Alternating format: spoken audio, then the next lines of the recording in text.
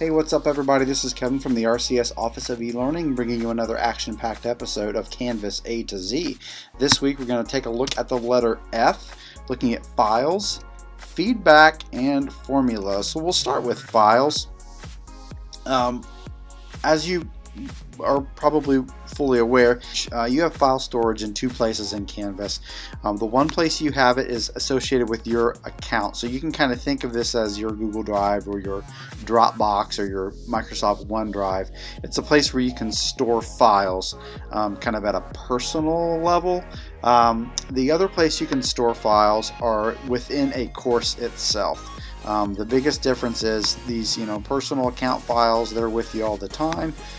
These files that are in a course, they're only going to be there while the course is in existence. So if a course would ever get permanently deleted, the files that were in it would go with it.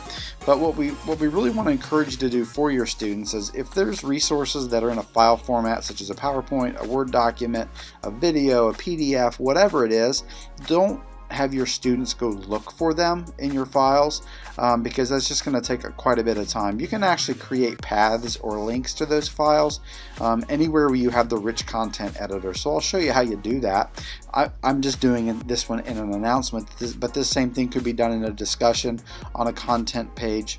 Anywhere you have this, even in a calendar event, really.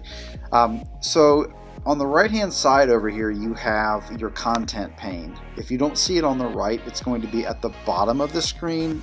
It depends on what your screen resolution is, how much you have your screen zoomed in. But we're going to click on this Files tab. Any course files that you already have would show up here. So if it's a file that's already in your course, it would already be there. So it's be pretty simple. It's all in alphabetical order. You just kind of look for it, you click it, and it inserts it on the page. But let's say you don't have the file in there and you want to actually upload it. We're going to go ahead and upload a new file. Choose the file. It'll open up your file directory, and I will just say I've got a document here that I've chosen. Once you choose the file, you can go ahead and you can actually organize it in the folder, the subfolder. I would recommend doing that, because if not, it's just going to go at the top level.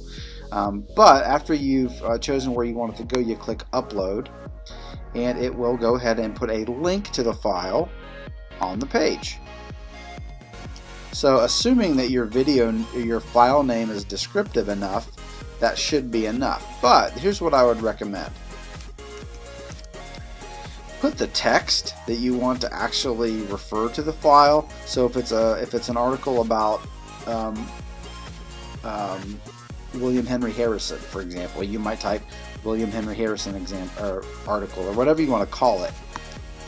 Highlight the text with your cursor, then find your file.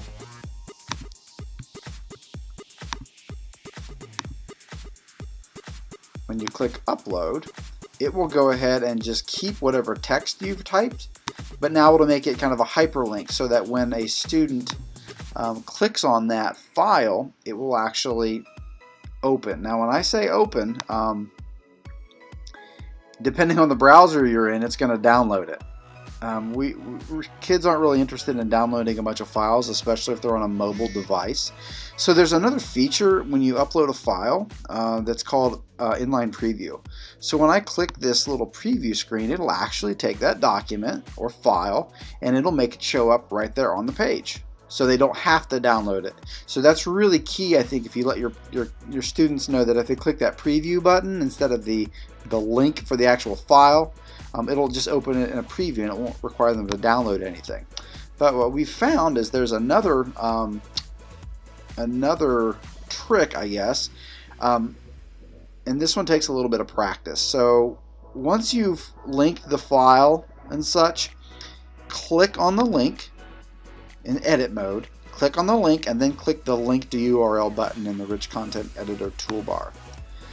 One of the options here is auto open the inline preview, and you'll see what that looks like. So you have to check that box and then click update link.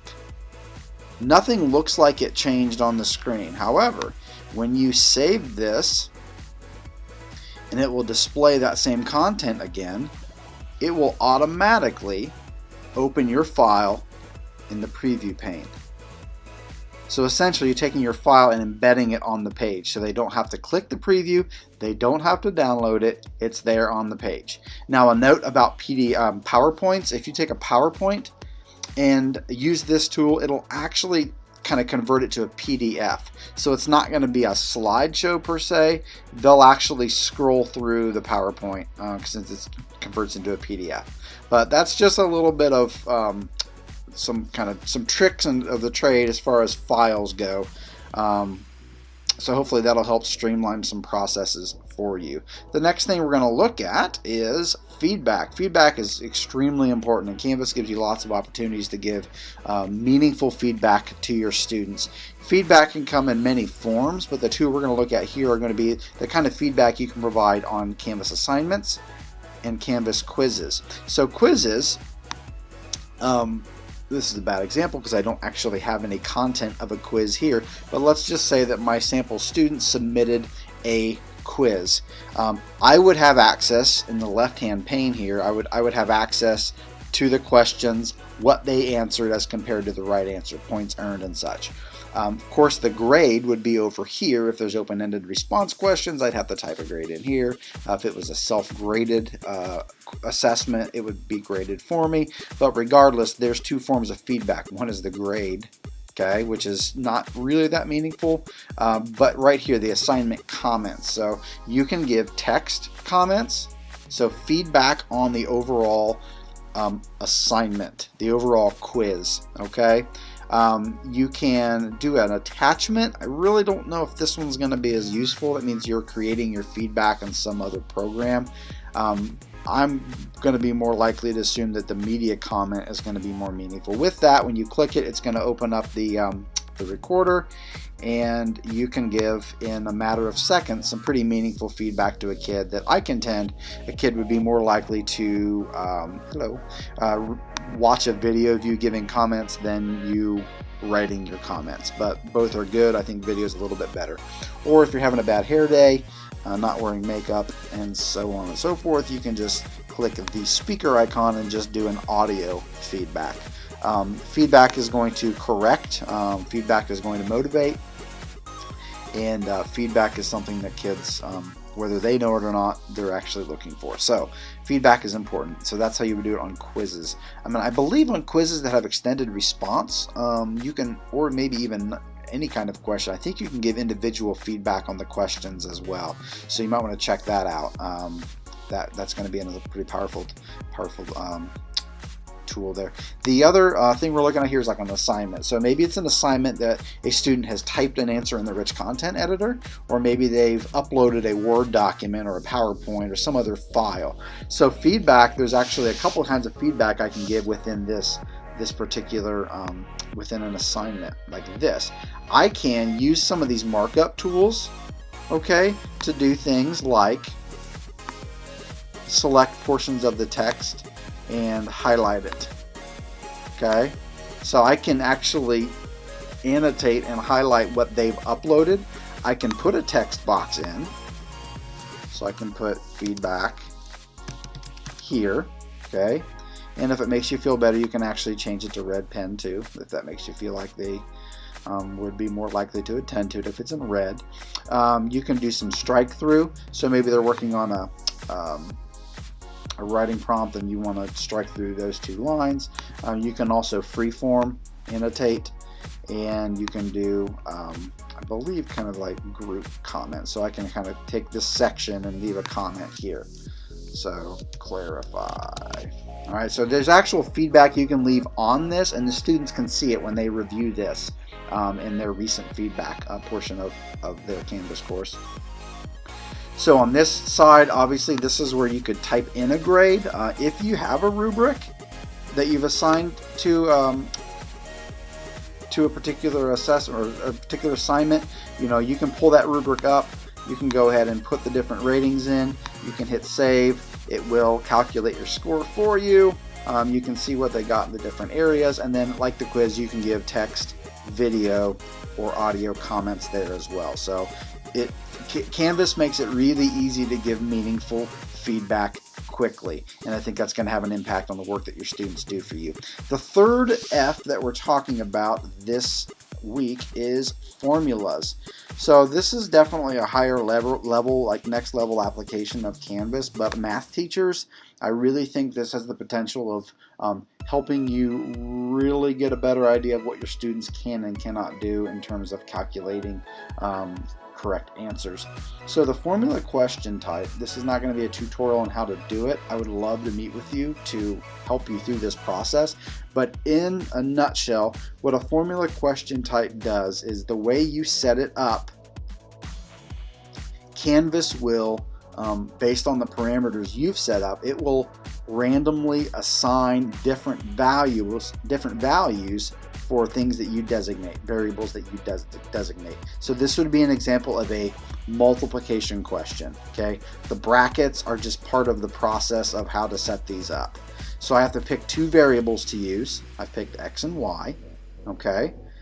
And then I have to define the variables. So this is maybe a third grade class and I'm just working on single digit multiplication.